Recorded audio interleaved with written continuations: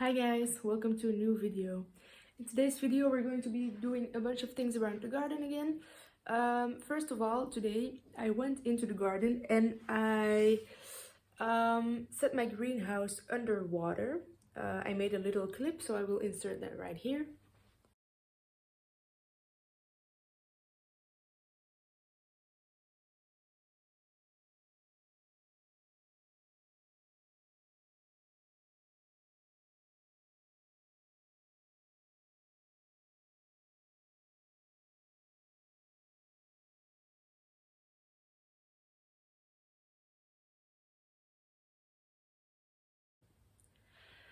So I set the greenhouse underwater just because it didn't get a lot of water during the winter months.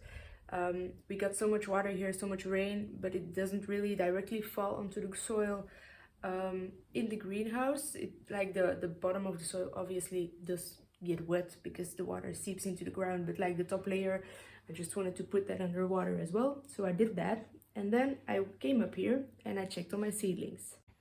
And when I was checking on my seedlings, I found out that my beans are growing way too tall. These are the pole beans. So that means that I have to pot them up today. They have been in the ground only 1 week. Actually, all of these seeds have only been in the ground for a week. Look how many of them came up already. Here my corner is doing really well, and then in the back all the beans. So I decided I'm going to put the beans outside. Actually, I think they're going to be fine in the greenhouse. So I'm going to put a little table there so that I can put them on there and the slugs won't immediately get them. I'm hopeful that if I just put a bunch of lava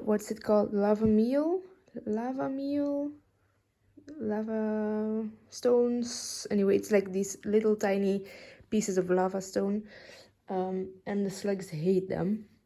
So I'm hopeful that if I just put a bunch of that on the ground, put a table on top, and then put the seeds on top of the table, and then put some of the lava stones in the pots of the seeds as well, that then maybe it will take them a while to actually start eating my plants. So I'm gonna try that out, and then I hope that that will work. I'll keep you updated. So those definitely have to go outside. I'm also already going to immediately go ahead and pot up the pumpkins, because I made hills of pumpkins again, and they are already after 1 week outgrowing their cell. And since I have some time today, I'm just gonna go ahead and get that going. Then I have my strawberries. They actually started growing quite nicely all of a sudden. So I'm debating whether or not to put them outside already or not, because I'm going to need the growing space here under the lights, since most of my lights are already to capacity. These are all the lights I have left. Well, these are the lights I have left. And I just realized that I'm not going to have a tray. So that's fun. So yeah, I kind of have to figure out what I want to do with that. In the meantime, quick update. Peppers finally stopped growing now that I took them out from under the lights. They're not doing bad or anything, but they are not shooting up as much anymore, which is a nice thing. And I saw that some of them are, I don't know if you're gonna be able to see this, are budding up already. So who knows, we might have some little tiny peppers already even before they go out in the garden. I'm just gonna make sure that I come along often enough and shake them, because they are self-pollinating or something. Like the male and the female part of the fruit is in the same flower. So if you just shake it so that the pollen can just fall on the the pollen just has to fall inside of the flower basically. So you just have to shake them, and then supposedly they're supposed to fertilize, pollinate themselves, I think. So that's what I'm gonna try, and then we will see. But they are looking good, as you can see, bushy. And then these I potted up last week. These are the cucamelons, getting nice and big already. The chard is doing really good actually, especially the one here in the back. Oh, the lights are going crazy, but the one in the back is really big. Red beets are doing really nice as well. Melons are in the back there.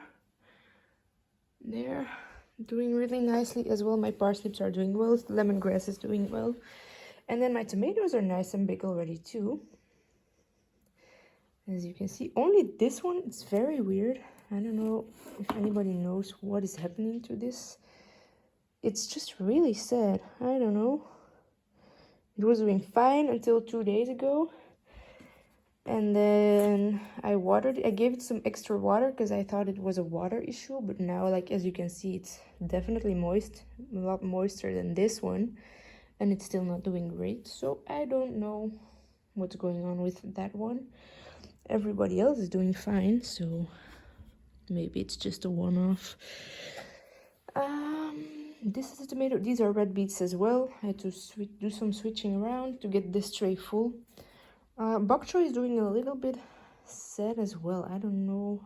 Feel like it might be the same issue that I have with my kohlrabies, because I now figured out it was indeed the lights. Look, I took them out from under the lights and they are doing a lot better. Yeah, those are too far gone, I think. But yeah, very strange. So maybe it's like the same light issue. I don't know. These are my marigolds, doing beautifully as well. And then my red cabbages are also very sad. So I do not know what I did wrong. Maybe it's too hot, maybe it's too moist, maybe it's not enough fertilizer, too much light, too little light. I have no clue. So anyway, we'll see what it does. And it's a learning process. So if it doesn't happen this year, I can always go buy starts at the garden center. I'm outside. I decided to put them in some really big pots, like really big. But I just wanted to show you the roots on these things. Usually I take off the paper backing when I pot up seedlings, because I find that most seedlings have a hard time breaking through the cardboard. But not these guys. They've got no problem with it whatsoever. So I'm going to leave them. I'm gonna put them in the ground just like that. My beans are all potted up. I did decide that I'm actually going to leave them outside instead of in the greenhouse. And the only reason I'm doing that is for the ease of watering. If they're outside, I do not have to water them all day, every day, I'm sorry. Because we get a lot of rain.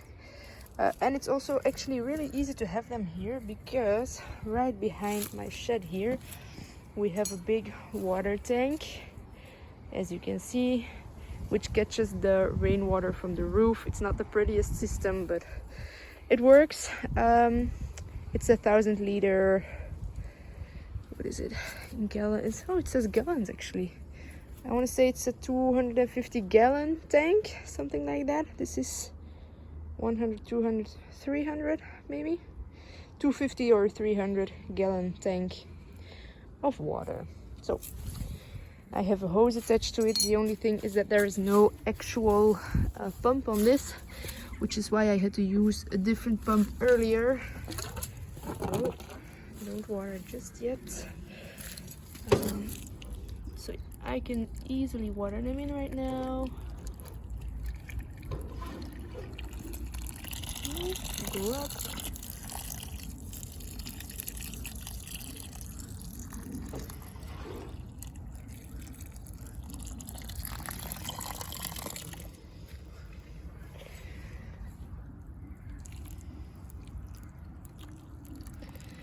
The only thing that I am still going to do, especially if I'm going to put them outside, is to put a bunch of the lava stones on top, because beans are something that the slugs love to eat so much. I've been growing these for, it's the 3rd year now. And because the slug pressure has been so bad these past years, that I have maybe harvested like maybe 5 or 6 beans off of my plants, even though the plants always get very big, but yeah, the beans just get eaten by the slugs. So I'm gonna put a bunch of stones on there so that hopefully the slugs won't be encouraged to eat my beans. They can eat all the weeds they want, more than enough weeds for them to eat, but not my beans, please. Remember how I just said that slugs do not love this? Ironically, there is one living in there. I'm very sorry, but I do not want you to breed. I'm very sorry. You're gonna be a chicken snack. Chickies! I wonder if they're... Did they even see it? Oh, yes, she did. Is she gonna find it? No, you walked past. I threw it there. Well, we'll see. Anyway, I promised you that the inside of the bag they do not like. I'm also going to put some fertilizer on my beans because I really want them to do well this year. This particular type of bean is one of my favorite vegetables. So I really hope that I'm going to get something out of them. So yeah, I'm just gonna put some fertilizer on there just like that. And then I'm going to fully top dress it with the lava stones. This is what the finished product looks like. And besides repelling slugs, it actually also looks quite nice. These little stones, they also put some minerals in the ground. They let water through.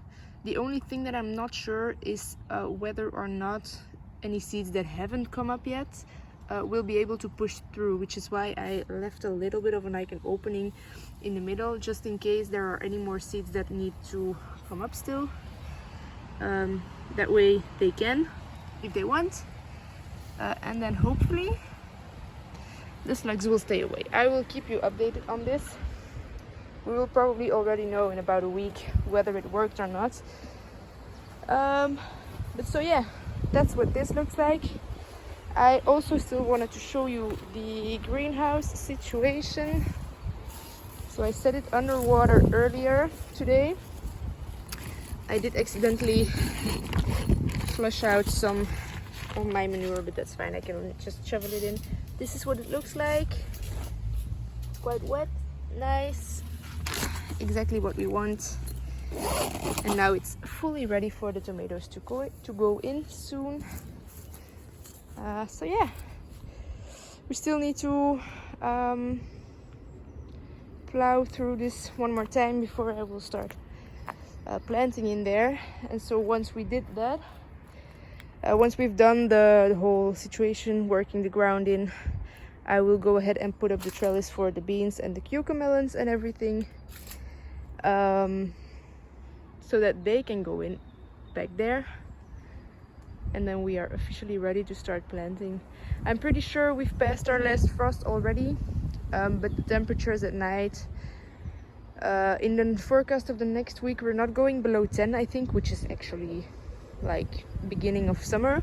But then in the second week I saw that we may go down to 4 again, which is definitely too cold for plants to go out. And I also don't really want to stunt the growth of the plants either, because that's the risk you take if you put plants out when it's like not really warm enough at night, is that they just stop growing, and then it can take quite a few weeks before they start growing again, and I don't really want to stop their growth right now.